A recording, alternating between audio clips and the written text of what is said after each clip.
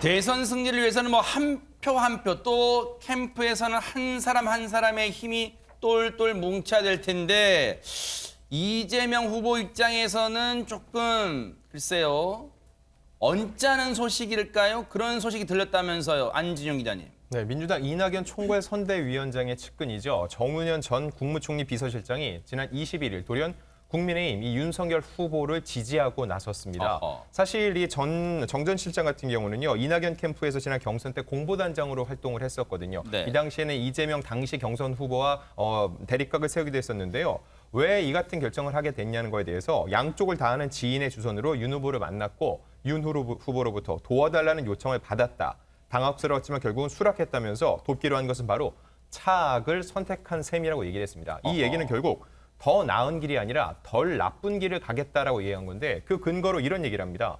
도덕성과 개혁성을 겸비한 진보 진영의 네로라는 명망가들이 전과 사범, 폐륜, 대장동, 거짓말로 상징되는 즉 지도자로서 치명적인 결함을 가진 이재명 후보를 지지한 행태를 저는 납득하기 어렵다면서 덜 익은 사과는 익혀서 먹을 수 있지만 썩은 사과는 먹을 수 없다. 괴물 대통령보다 차라리 식물 대통령을 선택하겠다고 날선 반응을 내놨습니다. 이야, 비유를 많이 썼습니다만 비유적 표현이 상당히 격한 표현들이 많아요. 그런데 정운현 전 실장의 갑작스러운 변심, 일부 언론에서는 혹시 이 일 때문에 그런 건가? 이 일 때문에 그런 건가? 라는 해석, 분석이 나와요. 어떤 상황인지 영상으로 먼저 만나보시고 이어가 보도록 하겠습니다. 평화의 유전자는 민주당한테만 있고 설마 국민의힘이 여기 온 건 아니겠지요? 우리 후보를 연호하시는 건 좋은데 여러분 저 연설해야 되니까 한 번만 모두 이재명 후보 연호를 3번 딱 하고 끊어주세요. 자 지금부터 이재명 하십시오. 이재명. 네.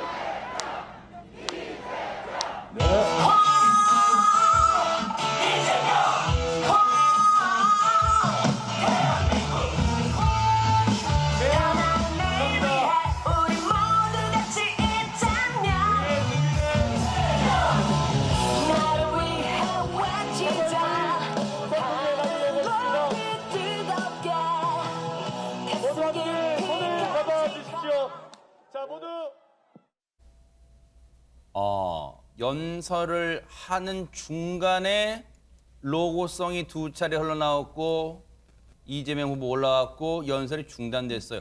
박성배 변호사님, 저 화면상의 이낙연 전 대표 표정을 봐도 머쓱한 더하기 불쾌함도 좀 느껴집니다. 물론 마스크 써서 위에만 좀 느껴 보입니다만. 그렇습니다. 지난 18일 순천 유세 현장에서 이낙연 위원장이 이재명 후보가 현장에 도착하기 전에 지지 연사를 시작합니다. 그 와중에 이재명 후보가 현장에 도착했고 이재명 로고송이 흘러나옵니다. 이로 인해 이낙연 위원장의 연설이 끊기는데 노래가 계속해서 흘러나오자 결국 이낙연 위원장 마이크를 주머니에 넣을 수밖에 없었습니다. 이 영상을 두고 이낙연 위원장 지지자들은 이낙연 수모 영상이라며 분개하고 있습니다. 이병훈 민주당 총괄 선대위원장 비서실장은 네. 정운현 전 실장이 이미 윤 후보 지지를 결심한 뒤에 이 영상을 빌미로 이낙연 위원장에게 통보한 것 같다고 추측하고 있습니다. 그렇지만 이낙연 위원장은 간곡히 만류했고 그럼에도 불구하고 요지부동이었다는 것입니다. 아울러서 정운현 전 실장은 이낙연 경선 캠프 해체 이후에 이낙연 위원장을 대변하거나 활동한 바 없고 사전에 논의한 바 없다고 덧붙이기도 했습니다. 자, 언론들의 해석은 저 장면이 상당히 정운현 전 실장이 윤석열 후보 쪽으로 넘어간 것에 결정적이었을 거라고 이제 해석 또는 분석을 하는데 이경 대변인님 어떻게 봐야 될까요? 저 영상을 보시면은 솔직히 이낙연 전 대표를 좋아하시는 많은 분들께서 좀 속상하셨을 거라고 생각은 합니다. 저도 그렇게 저는 이재명 캠프에서부터 시작을 했지만 저도 그렇게 유쾌하게 보이진 않았습니다.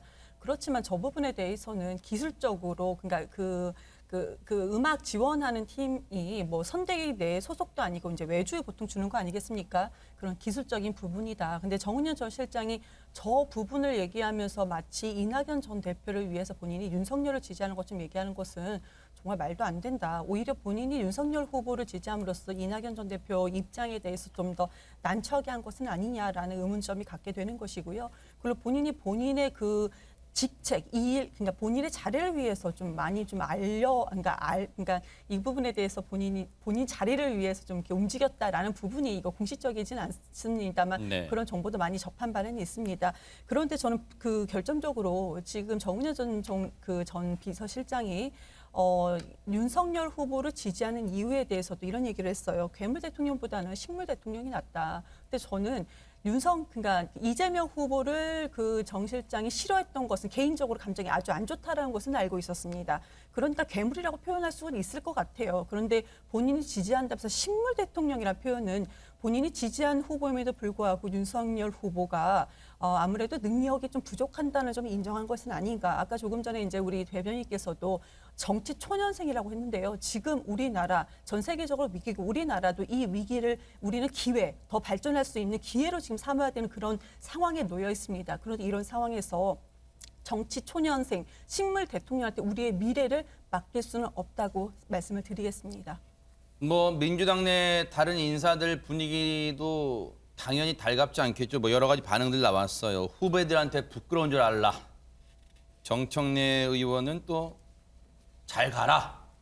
멀리 안 나간답니다. 배웅 안 한답니다. 많이 배고프셨나 보다 이런 얘기하고요. 우희종 교수는 침묵이라면 자연스럽지만 윤석열이라는 것은 의외다 아쉽다. 최진봉 교수님. 예. 글쎄요.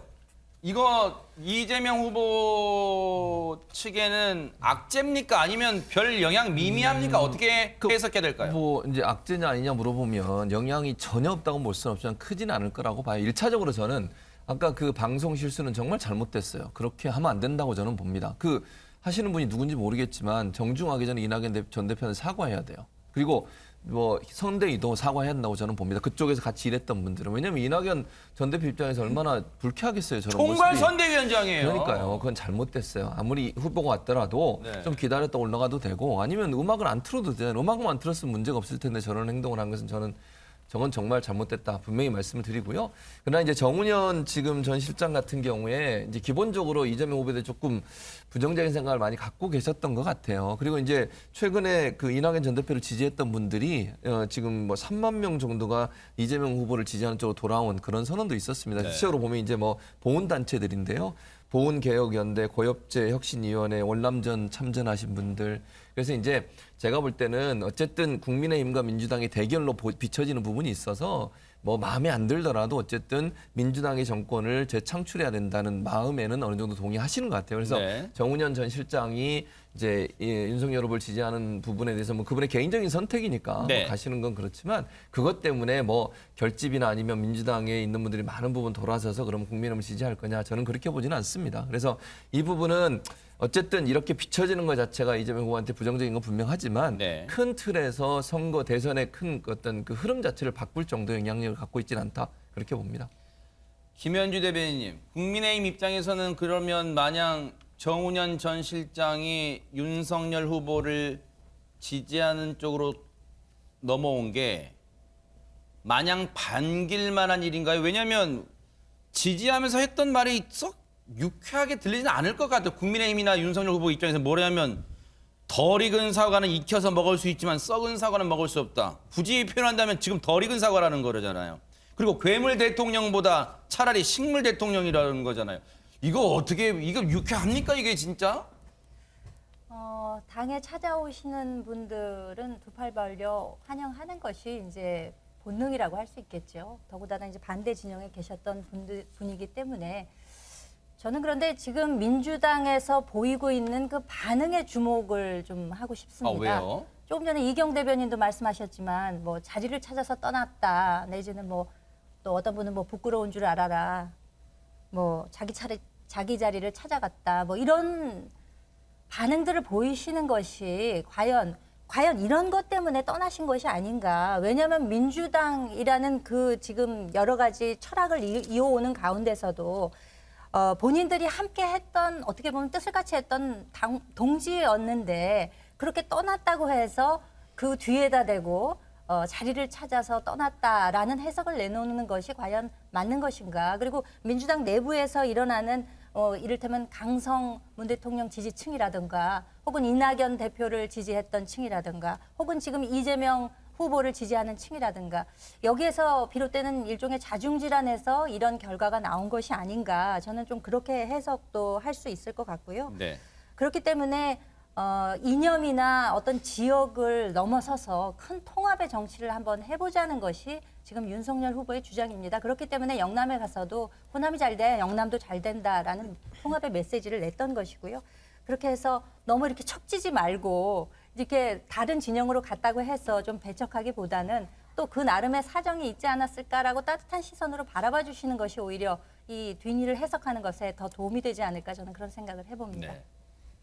이경 대변인 준비하시는 것 같아요. 1분 드릴게요. 한번 네, 말씀해 좋은 주시죠. 말씀 해주신 것 같아요. 맞습니다. 근데 저도 이제 어떻게 보면은 당내 이제 후배 입장에서 선배를 바라보면서 너무나도 좀 속상한 마음이 있었습니다. 그리고 이제 자리 찾아 떠났다라는 마음이 그 부분에 대해서는 솔직하게 저도 이제 들은 바가 있어서 말씀드렸는데 정은현 전 실장 저한테는 선배죠. 선배 입장에서 좀 속상할 수도 있겠다 말씀을 드리겠습니다. 근데 좀 다만. 윤석열 후보를 지지했던 청년들이 지금 다시 윤석열 후보 지지 철회를 하고 청년들입니다. 청년 한두 명이 아닙니다. 다시 이재명 후보를 지지하게 되는 그런 상황도 있었습니다. 그런데요, 이런 상황이 지금 많이 벌어지는데 그러면 국민의힘에서는 그런 청년들을 얼마나 또 보살폈는지 그런 청년들에게 어떻게 손을 내밀었는지 제가 얼마 전까지 확인한 바에 의하면 전혀 그런 바가 없었거든요. 그런 부분에서도 이제 네. 좀 돌아봤으면 좋겠다라는 말씀도 드리겠습니다. 네. 자, 이런 가운데 이낙연 민주당 총괄선대위원장이요 윤석열 후보를 향한 비판에 나섰는데 그 발언이요 상당히 수위가 높은 것 같아요. 한번 들어보시고 이어가 보도록 하겠습니다. 민주당이 김대중 대통령과 노무현 대통령의 정신을 이어받은 그런 당이 맞습니까, 여러분? 어디다가 그런 분들을 내놓고 천고장사에 이용합니까? 야당은 김대중 노무현 정신을 말하기 이전에 국민 앞에 설명해야 합니다. 김대중 대통령을 몇 차례나 죽음의 고비로 내몰고 김 대통령의 노벨상 수상을 방해했던 과거를 먼저 사과하는 것이 순서에 맞는다고 저는 생각합니다. 노무현 대통령을 집요하게 조롱하고 퇴임 이후에는 죽음에까지 이르게 했던 일을 먼저 사과하는 것이 도리에 맞는다고 저는 믿습니다. 윤석열 후보가 두 전 대통령을 언급한 것에 민주당이 상당히 불쾌해하는 것 같아요. 그런데 이낙연 위원장의 얘기 중에 이른바 팩트로 확인된 부분이 어떤 부분일까요? 그러니까 예를 들면 이런 거죠. 그러니까 지금 윤석열 후보 개인이 했던 발언보다는 윤석열 후보가 지금 국민의힘 후보잖아요. 그러니까 국민의힘의 전신인 정당들. 왜냐하면 이거는 지금 과거에 대통령이시니까 과거에 그분들이 대통령을 하실 때나 아니면 대통령 퇴임 후에 있었던 일들을 얘기하는 거예요. 그러니까 윤석열 후보가 직접적인 연관이 있다고 얘기하는 게 아니고 그러면 국민의힘에서 지금 민주당이 뭐 팔아먹고 있다 이렇게 말씀을 하신 거잖아요. 이제 그 부분에서 반박을 하는 거죠. 왜냐하면 국민의힘의 전신인 정당들 같은 경우에 김대중 전 대통령 노벨 평화상 수상에도 상당히 반대하는 입장이었어요. 그거에 대해서 그렇게 크게 찬성하지 않았었고요. 신청할 때도. 그리고 이제 노무현 전 대통령 같은 경우에 사저 문제로 아방궁이라고 비판을 했었고 논두렁 시계 문제 가지고 또 얼마나 비판을 했었습니까? 그리고 결국 수사까지 됐고 그것 때문에 이제 안타까운 선택을 하시는 일이 있었고 이런 일들을 얘기하는 거예요. 그러면 노무현 김대중 정신을 국민의힘이 이어받겠다고 하는데 그러면 그 문제에 대해서 먼저 사과하는 게 먼저다. 그 부분에서 얘기 안 하고 민주당이 그걸 이어받지 못하고 본인들이 이어받겠다고 하는데 그 전에 했던 행동과 너무 다르지 않느냐라고 하는 게 이낙연 이제 총괄선대위원장의 지적인 것이고 네. 그건 이제 윤석열 후보가 그런 발언을 했다는 문제가 아니고 윤석열 후보가 속해 있는 국민의힘의 전신들이 그런 행동을 했다는 걸 지적하고 있다고 볼 수 있습니다. 자, 그런가 하면 기회 있을 때마다 윤석열 후보를 향해서 비판의 날을 세웠던 민주당의 고민정 의원이 있습니다. 그런데 고민정 의원이 기억 속에서 이 날을 통째로 지워버리고 싶대요. 어떤 날이었는지 영상으로 만나보시고 이어가 보도록 하겠습니다. 윤석열 후보자는 검사로 재직하는 동안 부정부패를 척결해왔고 권력의 외압에 흔들리지 않는 강직함을 보여줬습니다. 특히 서울중앙지검장으로서 탁월한 지도력과 개혁 의지로 국정농단과 적폐청산 수사를 성공적으로 이끌어 검찰 내부뿐만 아니라 국민들의 두터운 신망을 받아왔습니다. 윤석열 후보자가 아직도 우리 사회에 남아있는 각종 비리와 부정부패를 뿌리 뽑음과 동시에 시대적 사명인 검찰 개혁과 조직 쇄신 과제도 훌륭하게 완수할 것이라고 기대합니다. 왜 전화를 청와대 대변인 때 브리핑했던 전화를 기억에서 통째로 지우고 싶다는 걸까요, 이경 대변인님? 검찰총장 면접, 최종 면접에 4명의 후보가 있었다고 합니다. 그런데 윤석열 후보가 왜 되었는가, 총장이. 그때 검찰개혁에 대해서 가장 강하게 얘기했기 때문에 검찰총장이 되었다고 합니다. 그런데요, 지금 전 검찰총장들과 청와대에서 나오는 얘기에 따르면은 윤석열 후보가 임명장을 받은, 그러니까 총장 임명장을 받은 그날 저녁부터 태도가 완전히 달라졌다고 합니다. 이런 부분에 대해서 우리는 알고 있기 때문에 아마 고민정 의원이 저런 얘기를 한 것 같고요. 네. 그리고 지금 윤석열 후보가 노무현 전 대통령, 김대중 전 대통령과 지금 현 정부의 이제 갈라치기를 자꾸 하려고 하는 것 같은데요.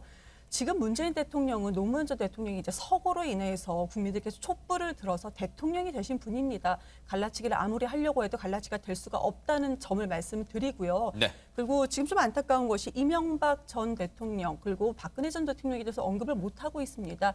오히려 본인이 부끄러운 그런 대통령들에서 언급을 못하는 지금 선거 그 상황을 직접 몸으로 보여주는 것이라고 보여집니다. 네, 네, 매섭습니다. 네, 공세가요.